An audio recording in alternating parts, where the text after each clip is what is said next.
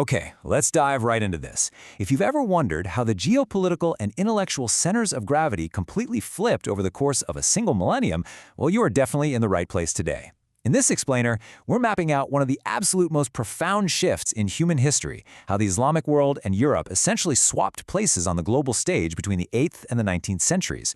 We're looking at a massive historical seesaw here. We'll trace the momentum from the absolute zenith of Islamic progress all the way over to European dominance, and we're going to break down exactly how and why that happened based on some seriously comprehensive historical and economic research.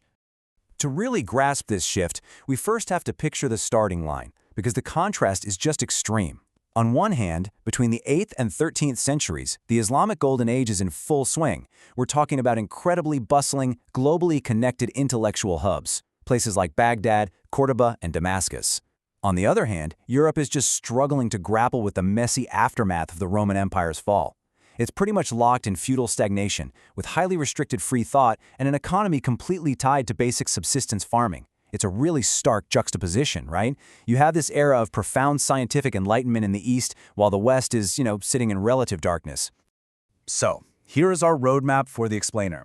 We'll start with the Golden Age and Dark Ages, then move into the Islamic decline and European Renaissance. After that, we'll hit the scientific and industrial revolutions, explore geography and colonialism, analyze culture and science, and wrap it all up with some real-world lessons for today. All right, let's jump right into part 1, the Golden Age and Dark Ages. Let's set the stage. When you zoom out and look at the macro timeline, the pivot points become remarkably clear.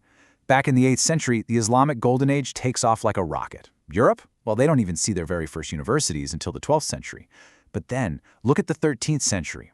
That right there is our historical inflection point, where invasions trigger an Islamic decline, which leads directly into the 15th century European Renaissance and eventually the 18th century Industrial Revolution. The momentum doesn't just stall out, it literally transfers from one side of the globe to the other. Let's think about what that 8th century momentum actually looked like in practice. The Islamic world wasn't just wealthy, it was an absolute intellectual powerhouse. Scholars like Al-Khwarizmi literally laid the foundations for algebra. Ibn Sina massively pushed the boundaries of medicine, while Al-Farabi and Al-Ghazali shaped major philosophical discourse. And beating at the very center of all this was the House of Wisdom in Baghdad. They weren't just translating and preserving ancient Greek and Roman texts, though they did that too. They were actively building upon them, making some really profound, entirely original contributions to human knowledge. And this brilliantly illustrates our next chapter, Part 2, the Islamic Decline and European Renaissance. This is where the seesaw shifts. Now, the decline of this incredible Golden Age wasn't caused by just one single event. It was more like a perfect storm of destructive factors. First, the Islamic Empire fractured politically into these weak, competing states. Then came the devastating external blows, most notably the catastrophic fall of Baghdad to Mongol and Turkoman invasions in 1258, paired with centuries of crusades that just completely drained their resources. Economically, major global trade routes began to bypass Islamic territories entirely. But perhaps the most critical factor was an internal one. The culture of vibrant open innovation slowly gave way to a deeply rigid system, focused mostly on strict memorization and tradition. Meanwhile, as the East contracted, the West rapidly expanded.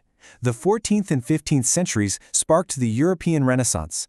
You started seeing these flourishing Italian trade cities, places like Venice, Genoa, and Florence, generating immense wealth, which actually led to the invention of modern banking. This was huge because it finally broke the chains of the old, stagnant feudal system.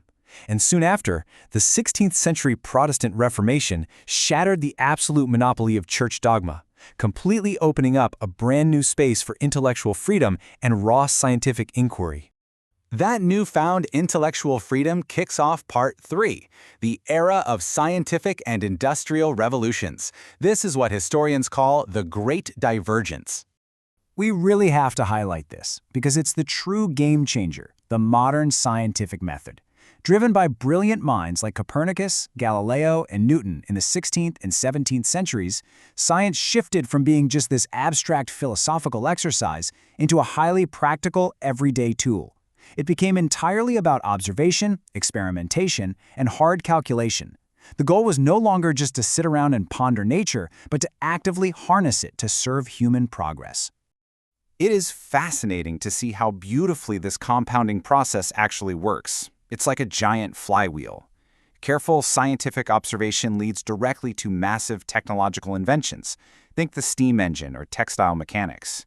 Those inventions then trigger industrial-scale production, which we saw explode in Britain between 1760 and 1840. That level of industry creates massive social shifts, bringing about rapid urbanization and an entirely new working class. And what does that newly wealthy, industrialized society do?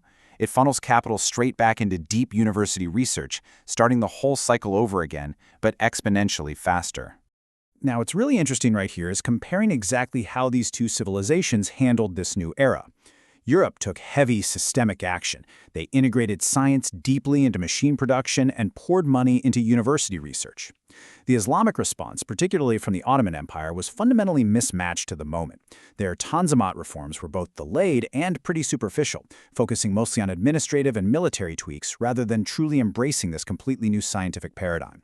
They kept their conservative education systems and stuck with traditional agriculture, completely missing the boat while Europe aggressively industrialized.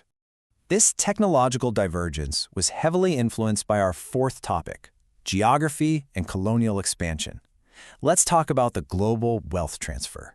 Geography essentially forced Europe's hand here. Because Europe was historically cut off from those incredibly lucrative Asian and Middle Eastern trade routes, they had to find a workaround. There was no other choice. This geographic isolation was the primary catalyst for the massive maritime explorations of the 15th and 16th centuries. The result? The global colonization of the Americas, Africa, India, and parts of Asia.